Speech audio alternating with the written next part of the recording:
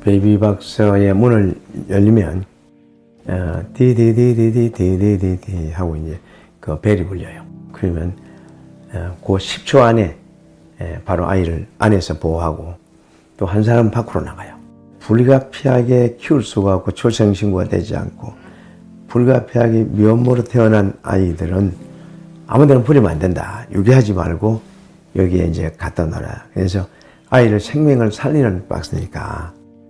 안녕하십니까. 저는 주사랑 공동체 교회 이종락 목사입니다. 저는 이 베이비박스를 통해서 밖에 유기되어져서 죽어가는 아이들을 안전하게 보호하는 일을 하고 있습니다.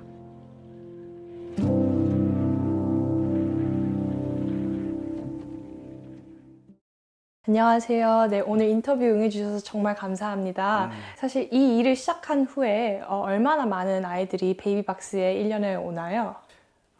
베이비박스에 1년에 220명에서 250명. 지금까지 10년 동안 1594명이니까 1600명 이제 온 거예요. 한국 사회에서 그럼 왜 이렇게 많은 아이들이 이런 시설들에 오게 되는 걸까요? 우리 한국 사회는 체면 문화, 수치고 부끄러움의 문화예요. 그래서 미혼모들이 아이를 키울 수 있는 그 환경적으로, 문화적으로, 또 제도적으로, 법적으로 이 보호가 잘 안 돼 있어요.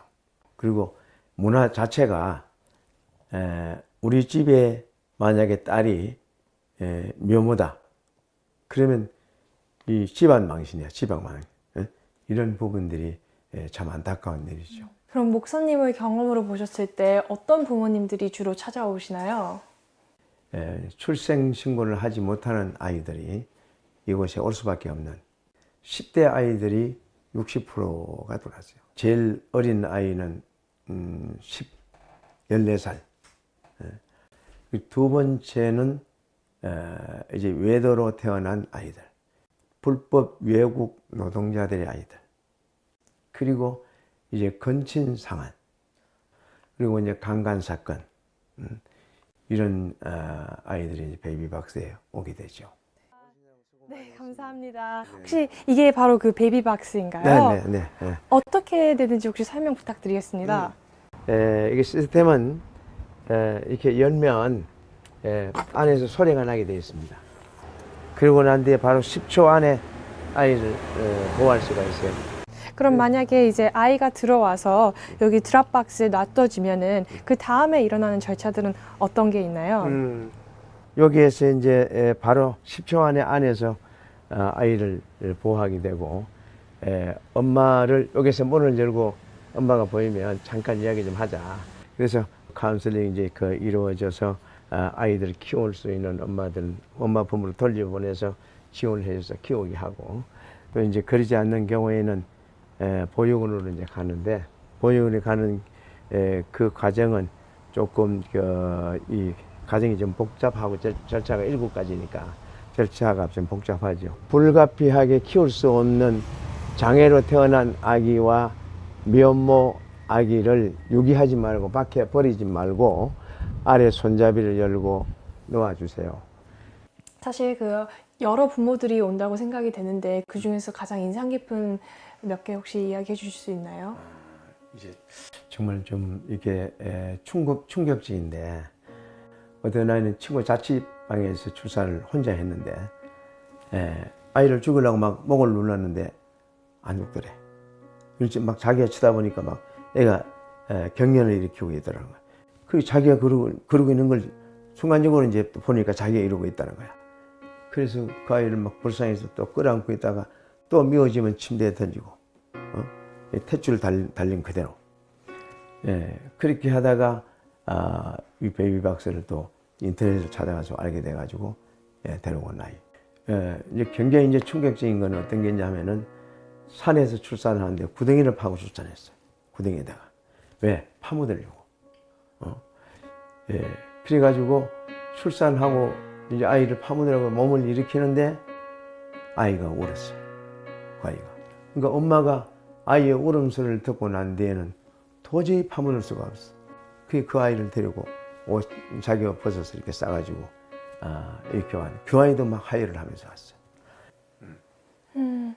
정말 가슴 떨리는 순간들이 너무 많은데요. 내가 많이 울었어요. 굉장히 많이 울었어요.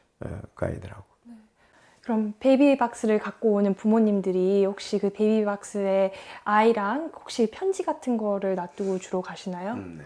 편지를 쓰고 이제 찾겠다 아니면 도저히 키울 수가 없다 다음에 만나자 이런 편지가 다 이렇게 있거든요. 책이 많아요. 아마 이 두꺼운 책이 15개인가 그럴 게요. 14개인가 15개.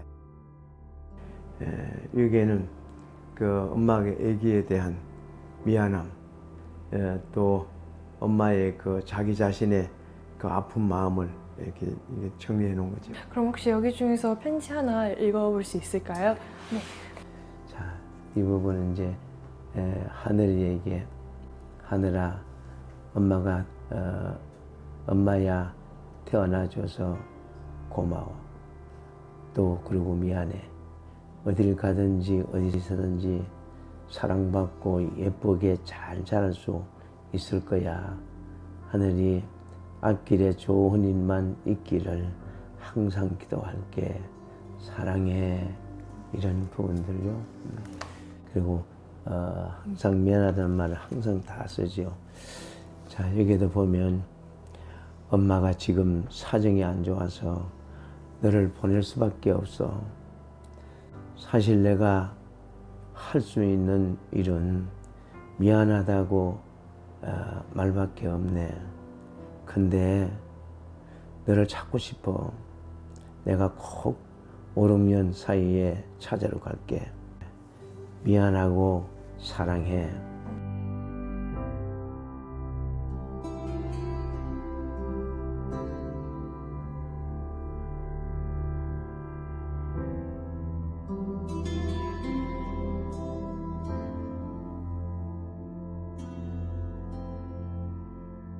처음에 베이비박스는 어떻게 들으셨나요?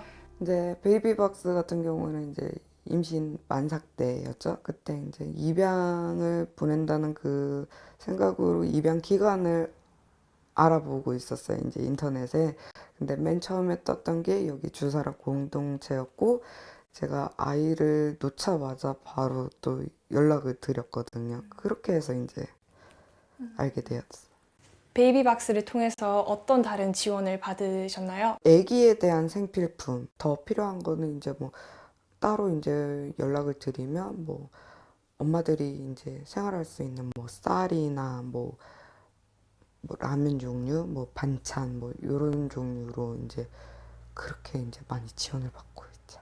네. 가족분들한테는 말씀을 드리셨나요? 저도 이제 입양된 사람이었고 그분들한테 근데 제가 또 학대를 또 그분들한테 또 받아서 제가 20살 때 이제 집을 나오게 됐어요. 아예 연락을 그냥 이제 안 하고 지내는 사이였죠. 그럼 처음에는 입양을 보내실 계획이셨잖아요. 네. 어떻게 하다가 마음이 바뀌시게 된 거예요? 역에서 조리를 했거든요. 역에서 조리를 했는데 그냥 아이 보실래요? 그랬는데 제가 아이를 딱 우유를 먹이는데 거기에서 연호가 이러고 이제 그 조만한 애기 손이 이러고 저를 딱 이렇게 잡아주는 거예요. 엄마 괜찮아? 이런 느낌? 그거에 진짜 너무 이제 보내기가 싫다. 이건 아니겠다. 만약에 목사님이랑 그 베이비박스 단체가 있지 않았더라면 어떤 다른 방법들이 있었을까요? 글쎄요. 이게 너무 나쁜 말인데 그냥 안 살았을 것 같아요. 저는. 그냥 못 살았을 것 같아요.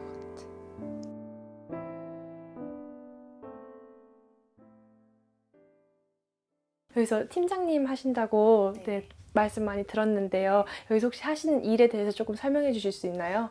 우선 제 직함은 여기 매니저, 관리팀장이고요. 상담하고 보육하고 여기 전체 운영을 담당하고 있어요. 네. 그러면 지난 1년간 한 몇 명의 부모님을 만나셨나요? 180번, 190명의 엄마들은 만났죠. 네. 그럼 그 엄마들을 사실 이야기를 하시려고 이렇게 가시잖아요. 어떤 말씀을 하시나요? 먼저 볼 때.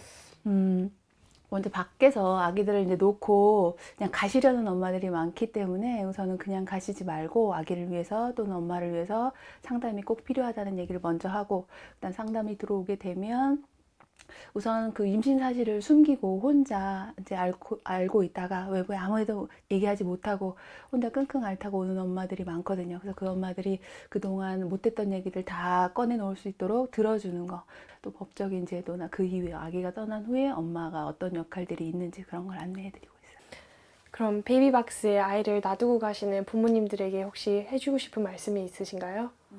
우선은 아기를 지켜줘서 너무 감사하고, 그 아기를 뭐 낙태하는 방법도 있고 그러지 않고 정말 생명을 지키고 여기까지 와준 걸로 너무 감사하고, 그리고 아기를 위해서 이제 상담을 꼭 해주셨으면 좋겠고, 아기를 위해서 엄마를 위해서 우리가 지원할 수 있는 많은 것들을 가지고 있으니까 그냥 겁나서 그냥 가시지 말고 꼭 같이 상담을 해서 엄마를 위해서, 아기를 위해서 뭐가 최선인지 같이 노력을 했으면 좋겠다. 그리고 아기를 위해서 항상 끝까지 기도하는 엄마가 아기를 여기 뒀다는 걸로 평생 자책감으로 힘들어하지 말고, 엄마는 엄마의 또 새로운 삶을 살아고 건강하게 살아야 되잖아요. 그것 때문에 가슴에 평생 못 박혀서 우울하게 살면 안 되잖아요. 아기는 아기의 삶을 살아야 되고 엄마도 좀 새로운 삶을 건강하게 살기를 꼭 상담을 하고 가셨으면 좋겠어요.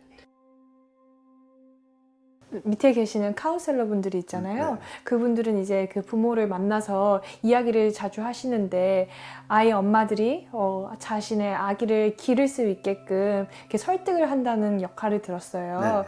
그러면 그것에 대해서는 어떻게 생각하시나요? 원 가정에서 아이를 키우는 게 가장 중요해요. 그래서 그 원 가정에 돌려보내는 그 일을 지금 카운슬링을 통해서 하고 있죠. 근데 30%가 그렇게 들어간 거예요.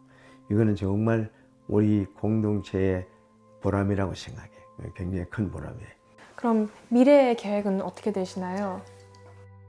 미래는 이제 베이비박스가 없어야 되겠죠. 그러나 미혼모들을 이제 보호를 해야 되겠죠. 그 마을을 지을 거예요. 아이를 마음껏 잘 키울 수 있도록 그렇게 하고, 자립할 수 있도록 지원을 하고, 장애인 어머니 그 보호를 위해서 자연농원, 그 아이들이 심고 거두는 자연농원, 이거 지금 준비하고 기도하고 있습니다. 그럼 앞으로 언제까지 이 일을 계속 하실 생각이신가요? 이거는 뭐 끝이 없는 거잖아요. 그래서 하나님 부르실 때까지 열심히 해야죠. 하나님, 늘 항상 기뻐하고 쉬지 말고 기도하고 범사에 감사하는 귀한 하나님, 아름다운 자녀, 아름다운 엄마, 아름다운 하나님 가정이 될 수 있도록 축복해 주옵소서. 우리 주 예수 그리스도 이름으로 축복하고 기도했습니다. 아멘. 아멘. 아멘. 아멘. 할렐루야. We want to thank Pastor Lee for sharing his inspiring story. As you just saw, he's dedicated his life to saving the lives of countless babies, and we know that he will continue to do so for the rest of his life. If what Pastor Lee is doing resonates with you and you want to help, you can. We have opened up a crowdfunding page on GiveAsia. There, you can make donations to directly support the babies that Pastor Lee cares for. The money will help fund the Baby Box facility and raise awareness. Your help will ensure Pastor Lee and his team can continue to rescue discarded babies. Thank you for watching, and thank you for being a part of the Asian Boss community.